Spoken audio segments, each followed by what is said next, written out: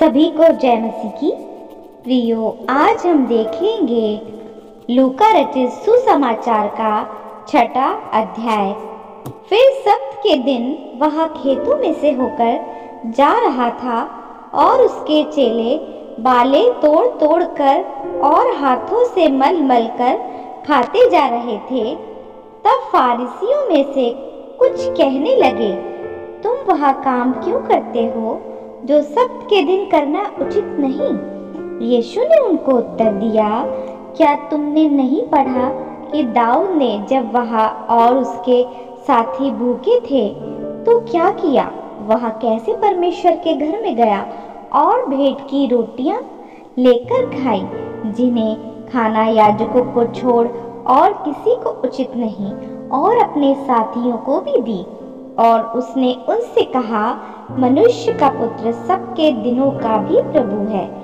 ऐसा हुआ कि किसी और सब्त के दिन वह आराधनालय में जाकर उपदेश करने लगा, और वहां एक मनुष्य था जिसका दाहिना हाथ सूखा था। शास्त्री और फारिसी उस पर दोष लगाने का अवसर पाने की ताक में थे कि देखें वह सब्त के दिन चंगा करता है कि नहीं, परंतु वह उनके विचार जानता था। इसलिए उसने सूखे हाथ वाले मनुष्य से कहा, उठ, बीच में खड़ा हो। वह उठ खड़ा हुआ। यीशु ने उनसे कहा, मैं तुमसे यह पूछता हूँ कि सब्त के दिन क्या उचित है, भला करना या बुरा करना, प्राण को बचाना या नाश करना? तब उसने चारों ओर सबों को देखकर उस मनुष्य से कहा, अपना हाथ बढ़ा। उसने ऐसा ही किया और उसका हाथ फिर चंगा हो गया। परंतु वे आपे से बाहर होकर आपस में विवाद करने लगे कि हम यीशु के साथ क्या करें। उन दिनों में वह पहाड़ पर प्रार्थना करने गया और परमेश्वर से प्रार्थना करने में सारी रात बिताई।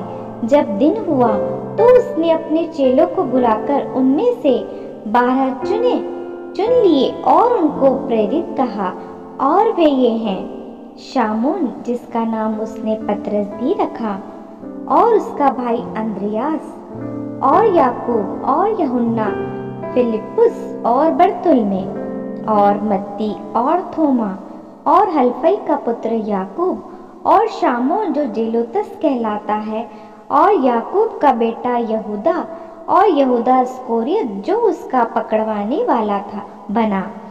तब वह उनके साथ उतरकर चौरस जगह में खड़ा हुआ, और उसके चेलों की बड़ी भीड़ और सारे यहूदियों, यरूशलेम और सुर और सैदा के समुद्र के किनारे बहुत से लोग जो उसकी सुनने और अपनी बीमारियों से चंगा होने के लिए उसके पास आए थे, वहां थे। और अशुद्ध आत्माओं के सताए हुए लोग भी अच्छे हो जाते थे। तब सब उसे छूना चाहते थे, क्योंकि उसमें से सामर्थ निकलकर सबको चंगा करती थी। तब उसने अपने चेलों की ओर देखकर, धन्य हो तुम जो दीन हो, क्योंकि परमेश्वर का राज्य तुम्हारा ही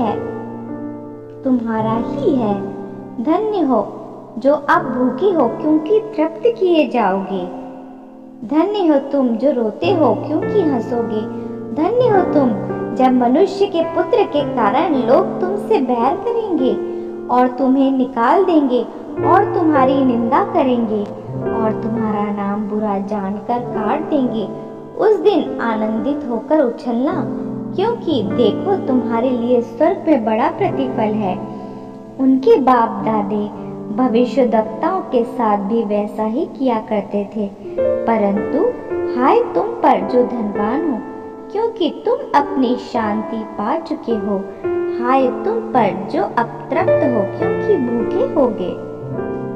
हाय तुम पर अब हंसते हो, क्योंकि शोक करोगे और रोगे। हाय तुम पर जब सब मनुष्य तुम्हें भला कहें, क्योंकि उनके बाप दादे झूठे भविष्यद्वक्ताओं के साथ ऐसे ही करते थे।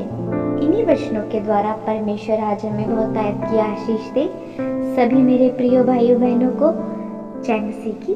प्रियो, वचनों पे चलें, उन्हें अमल